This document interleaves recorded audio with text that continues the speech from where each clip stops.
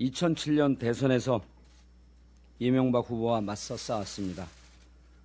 다스와 BBK를 끝까지 파헤쳤습니다. 지금 이명박 전 대통령을 감옥에 가게 만든 시발점이었습니다. 이명박 정권 5년 내내 저는 온몸으로 저항했습니다. 그 결과 MB의 정치보복으로 1년간 생으로 감옥살이를 했습니다.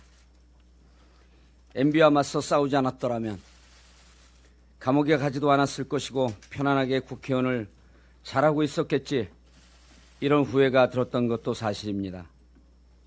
하지만 이런 고행의 길조차 정치인 정봉주가 민주당원으로서 자랑스럽게 살아온 여정이자 발자취였습니다. 감옥 출소 이후 10년간 피선거권이 박탈되어 정치를 할 수 없을 때도 그 누구도 원망하지 않았고 민주당에 대한 서운함조차 전혀 없었습니다. 2년 전 이른바 미투라는 불미스러운 사건이 있었습니다.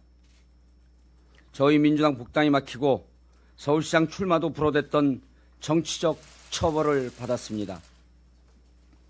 저는 그저 공인으로서 사회적 물의를 일으켰다는 이유 하나로 정치적인 명예회복의 꿈을 접고 사라졌습니다. 이후 2년 가까이 혹독한 재판을 거쳤고 완전하게 무죄 판결을 받았습니다. 형사합의 21부 김미리 여성재판장은 판결문에서 성추행 주장의 유일한 증거인 여성의 이메일을 언급하며 작성자 스스로 이미 거짓이었음을 인정하고 있다며 성추행 사실도 인정될 수 없다라고 밝혔습니다.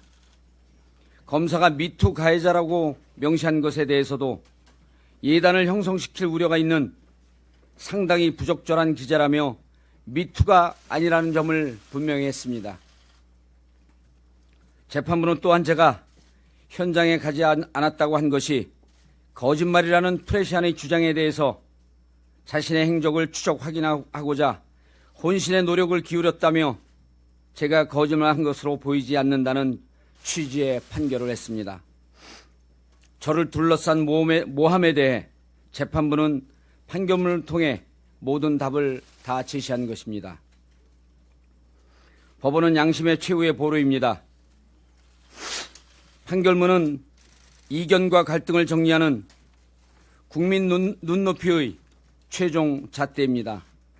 공관위원들에게 이 법원의 결과를 제시하고 판결문을 꼼꼼히 살펴달라고 정중하게 요청했습니다.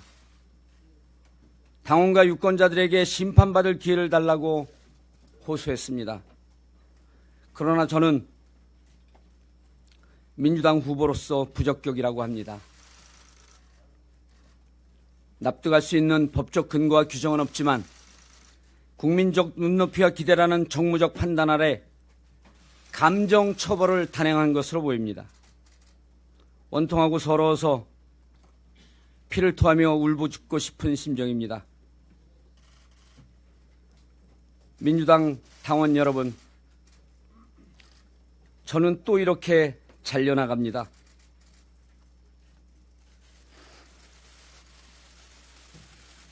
처음엔 이명박 정권에 의해서,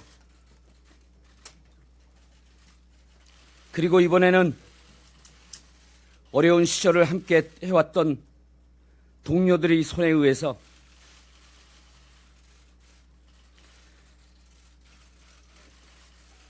하지만 저 정봉주를 잊지는 말아 주십시오. 저는 영원한 민주당 당원입니다. 참을 수 없는 고통으로 눈물을 삼켜야 하지만 문재인 정부의 성공과 정권 재창출을 위해서 주어진 분야에서 다시 최선을 다하겠습니다. 온갖 고통과 어려움을 이겨내며 만들어낸 문재인 정부이기에 모두 함께 지켜내야 합니다. 민주당 당원 동지 여러분, 저희 슬픔을 뒤로하고 이제는 총선 승리를 위해 온 힘을 다해 주시기 바랍니다. 그리고 언제나 앞장서는 데 두려움이 없었고 고통스럽더라도 그 결과를 담대하게 받아들였던 저 정봉주를 꼭 기억해 주시기 바랍니다.